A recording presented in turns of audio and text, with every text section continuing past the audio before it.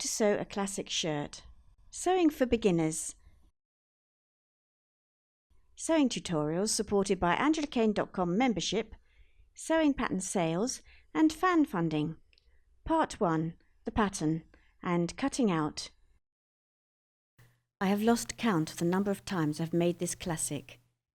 I have made it up in cotton lawn, cotton poplin, printed silk, silk chiffon, polyesters and more. This time it's this glorious silk print, bringing a ray of sunshine into the winter wardrobe. I have downloaded and printed the pattern. I now produce A4 and letter size versions. There's the intro page, a handy sheet for your own notes, a small scale diagram of the pattern pieces and then the pattern itself. The columns are numbered and the rows have letters. Each size is a separate PDF. To prepare your pattern, you just need tape and scissors.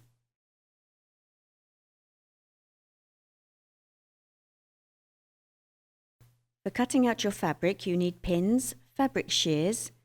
Smaller shears are useful for awkward curves. A ruler. A large set square is handy. I've had this one since college days, and it's specific to pattern drafting. A tape measure, and my handy gauge.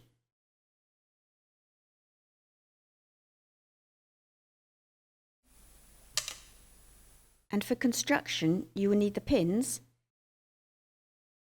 tape measure, perhaps the shears, gauge, basting thread,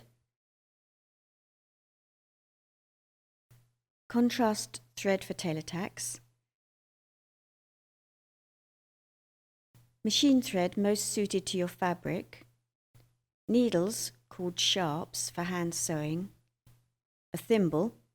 I often use a tailor's thimble, the one with the hole. Small sharp scissors for snips, interfacing for collars and cuffs. I keep black and white handy and useful weights. This time I'm using woven. Some nice shirt buttons and lastly a stitch ripper for slitting the buttonholes. Not forgetting, of course, a sewing machine. Now for a recap on preparing the patterns. Lay out the columns and rows edge to edge, no overlap. Use something to keep the pages in place while you stick.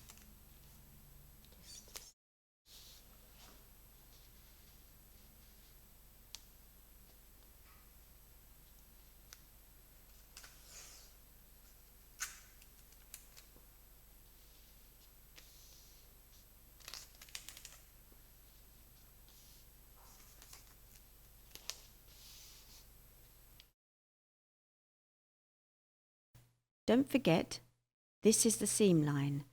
These are net patterns. You add seam allowance as you cut out the fabric. Our pattern is ready. We have a collar band. We need to cut 2. The collar itself, 2 again.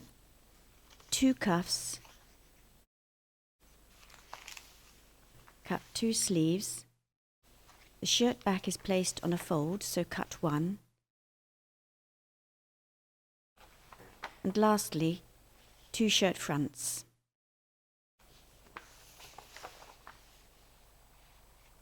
This pattern is quite long, which is nice if you want to wear it outside a skirt with a belt, or if you want to blouse it. But I am limited by the length of my silk, so I'm going to make it shorter. Because the pattern is cut straight, I can just take some from the bottom edge. You can of course have it any length. Try a boxy version, a great look for wearing with 60s style slacks. You can even extend it to become a shirt dress. I'm going to reduce the length of the sleeve as well. It is quite blouson, so I can afford to lose some here too. But this time, to retain the integrity of the sleeve shape, I shall take it out of the middle.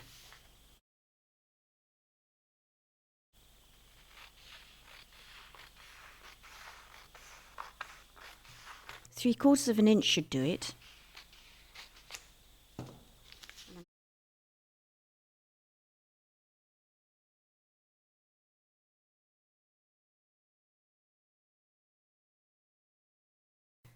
Line up using the grid and correct the seam line if necessary.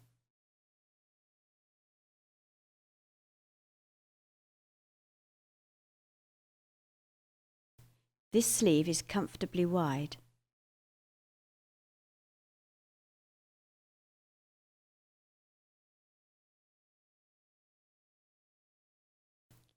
I might make that just a half an inch shorter. When you make this up in the future, try a short sleeve or a 3/4 length sleeve with a neat above the wrist cuff. Let's get this shirt cut out.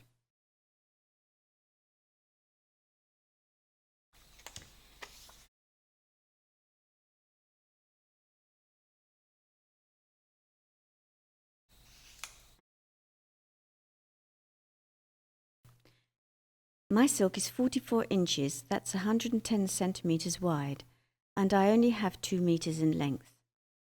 This is how I have laid it out.